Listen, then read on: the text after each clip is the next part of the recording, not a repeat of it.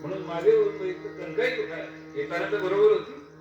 मग लक्षात आलं की 2-4 मध्ये लोक मग पार्वती बते नेमकं तिथंच टाकलेलं असं. तेव्हा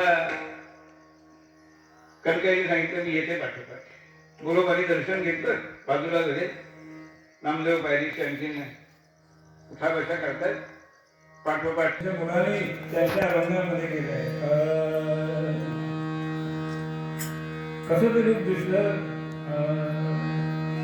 सुंदर ते ध्यान. बाबा जेव्हा भाग पडले ते सुंदर रूप बघितल्यानंतर भावलं नेत्र चक्षुला आणखी आवड निर्माण झाली. प्रसन्न